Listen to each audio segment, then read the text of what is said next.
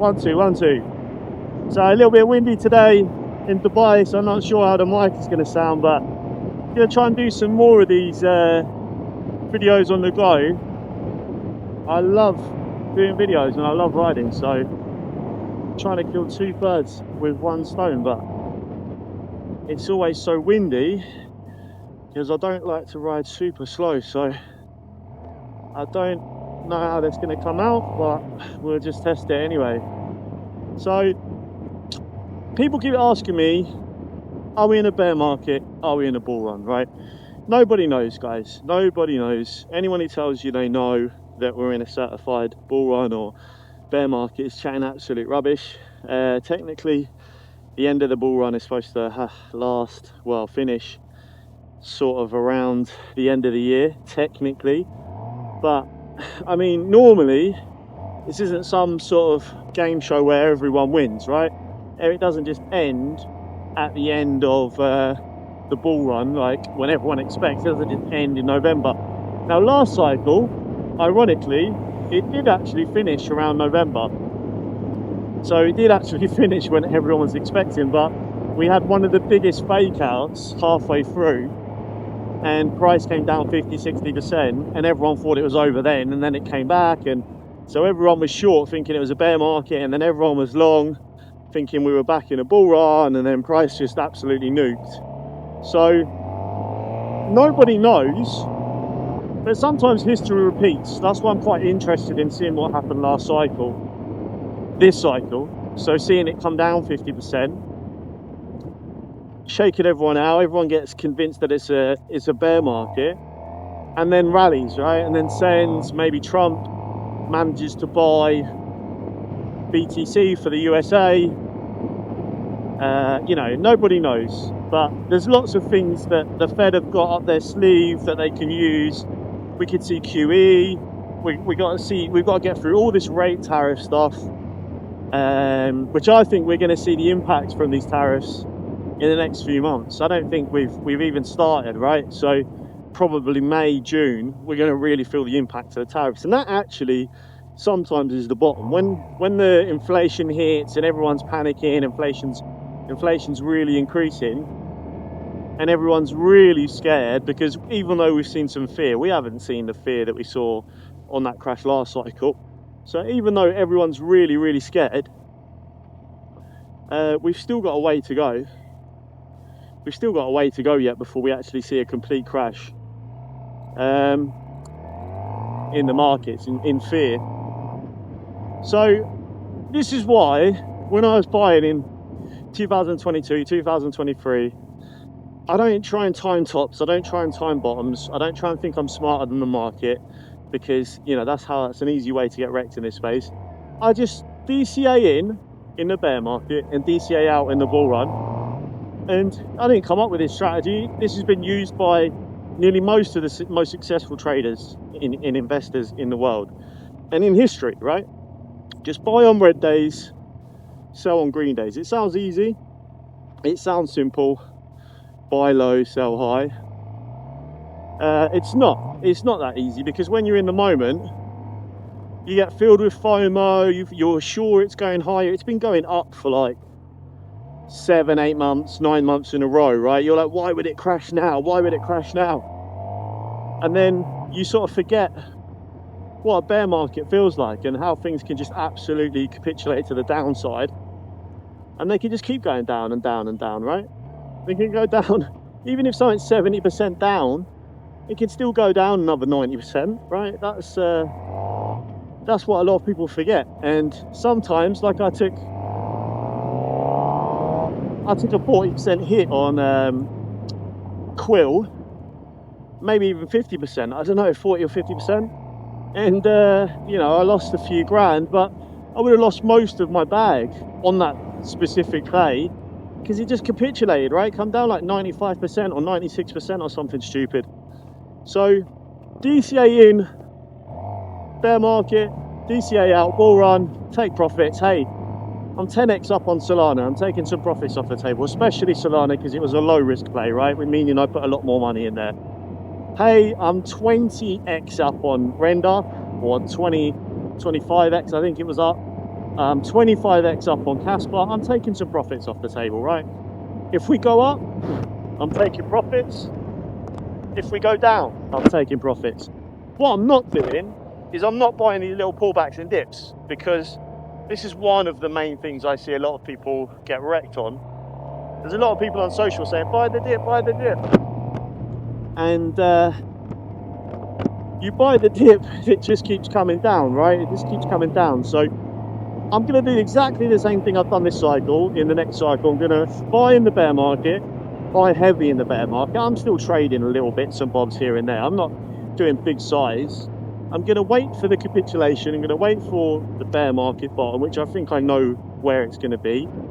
And then I'm going to go heavy in the bear market and then just dollar cost average out in the bull run. I'm not going to buy more. Like I've done a video about Solana. People were saying now is a good time to buy Solana. It was at like 170. And these people were here in the bear market. And I'm like, yes, I get the point of if there's no more buyers, then it's not going to go up anymore. But I mean, it doesn't make any sense to me. You were in the bear market. Solana was $8. And then it went to $15. Then it went to $25. You could have bought it at $5.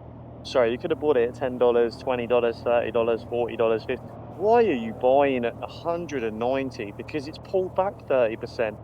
Why would you do that to yourself? Like you had more conviction at the top than you did at the bottom. That doesn't make any sense to me. You know how this game works. You know altcoins go up stupid amounts every 4 years, and you know they crash by stupid amounts every 4 years. In fact, most of them are going to come down 95 to 99%, right? So if you know something's $1 and it could come down to 5 cents, why would you buy more in the bull run at the peak, in the peaks? Because it had a tiny pullback. Of course they're going to have tiny pullbacks all the way down. It's normal, right? It's absolutely normal to have pullbacks all the way down, but it seems like the worst strategy to me. And that's why I'm just taking profits. You saw March 24, I was like, guys, I'm taking some money off the table. This is getting ridiculous. Like, meme coins are pumping, everything's up like 20x. And like, this is exactly what I dreamed for, and it's here. I'm not being greedy, right? Pigs get slaughtered. So took some off the table. Why didn't I sell everything? Well, who knows where the market's going to end, right? This is the whole point of DCA in, DCA out. You don't know when it's going to end. That's why you take little bits off the table and you don't try and outsmart the markets. You just slowly take profits. And I'd say, you know, we had a lot of signs that we were topping, but we did have a bit of luck, right? Pretty much both times we took profit. So we took the first 25%. And then in January 25, I sold 50%, which was most of it. And we got lucky. Both times, a few days later, it absolutely tanked. But we could see on chain all of the signals, all of the things that were happening, all of the crashes. We could see it all happening on chain, right? Just making sure I was doing the right speed then. Yeah, we could see it all happening on chain. We could see all the smart money was selling. Loads of smart money started selling, moving money to stables, like hundreds of millions of dollars, right? There was a Solana whale. I literally saw them sell about 50, 60 million in one go when the price moved up to $300, right? And don't forget, these guys have been in for a very long time. When the price goes up when the price went up to $300, some of these guys were like, their portfolio for Solana was going up by like $300 million, right? They're going to take some money off the table. They're going to take profits. This is why things move up extremely fast in the bear market, because market caps are very small. Everyone floods in, it pumps by a lot, and this is why they move down fast in a bear market, because the smart money have been here for cycle after cycle. They know how this game works. Retail gets sucked into the dream, to hoping that it's all gonna be a magic rainbow that lasts forever, and there's going to be an infinite fountain of money giving everyone money. That's not how this game works. And the smart traders are able to read that euphoria on chain and obviously analyze the macro and analyze the technicals. And this is why most people lose. But the sad part about it is everyone was in profits at one point, right? Like when Solana hit $300, every single person who ever bought Solana was in profits. Every single person. Yet so many lose because they don't take profits off the table. Now, not everybody can win. Not everybody could win, but I would much rather that, you know, it's someone in a supermarket or someone in a warehouse or someone grinding. Like, I used to work multiple jobs. I worked as a delivery driver, you know, I've worked in supermarkets. I used to wash up at one point. I'm a grafter, and I would always graft non-stop. You know, I never claimed benefits. I was working from like 14 years old, and I know what it's like. It's horrible doing a 9 to 5. It's depressing. It's absolutely depressing. Getting up, alarm clock every day, getting up to a job you hate, normally surrounded by people you don't even like, and it is literally a one-way ticket to depression. So I would much rather the people at the bottom make money than these massive whales and institutions and funds who just make insane capital, right? And a lot of them are VCs. They get early access to a lot of these projects. Like, some of the VCs, they have hundreds and hundreds of early investment projects. Some of them don't even buy off the market, right? Some of them don't even buy off the market. They literally only buy you know, massive discounts by getting it early, and their chances of making a loss are almost none because they're getting seed rounds. And that's why they'll be getting seed rounds all the way into the bear market, because they get like unlocks every month, or some get it every quarter. So that's why these that's why you can get a lot of these pushes a lot of the time, and marketing, getting close to token unlocks. Everybody wants liquidity, no one wants the price to dump. It's a savage game, guys. And then some of these things, you know, absolutely send out of nowhere. So you can never predict it. You can never know. But one thing I'm definitely doing is preserving capital. I'm trying to preserve capital. I'm trading with smaller amounts. Yes, we made an absolute fortune shorting at around 105k. Made an absolute fortune, but I took most of it out, and I'm just trading with smaller amounts, right? I took it out into the real world, made some actual real world investments, you know, got a nice watch that's going to hold its value. I'm not going to let this casino take all of my gains that I'm making, right? If I win big, I'm taking it out. I'm trading with small. Okay, boom.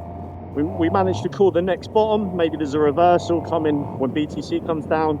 Maybe I make a few 100k again. Boom, taking it all out, leaving a little bit in, and wait for the next trade, right?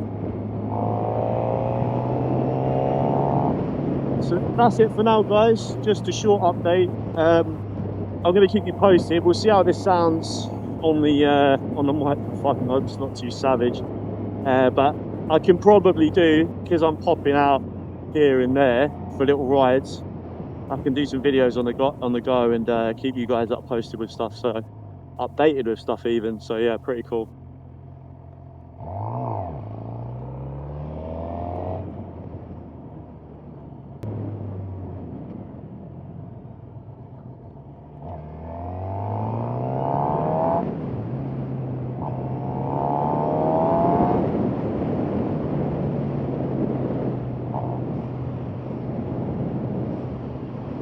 Look at these villas, man.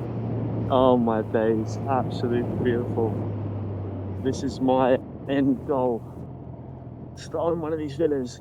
They're about, I think they are about a few mil. I think they're about 9 million, 8 million AED, which I think is 2.5 mil maybe. It's not quite $3 million, I think. I love them. I love the look of them. They're so clean and fresh. Massive gardens, sick little balconies.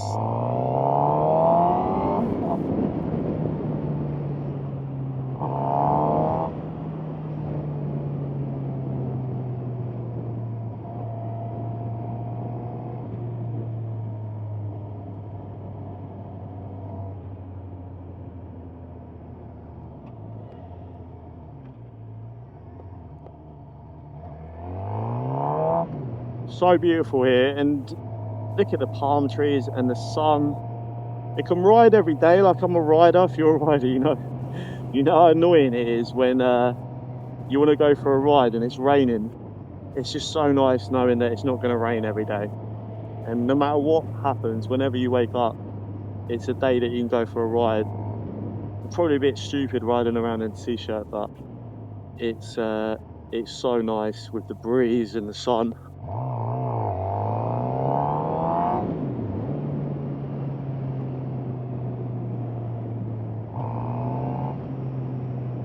Anyway, guys, I will catch you in the next one.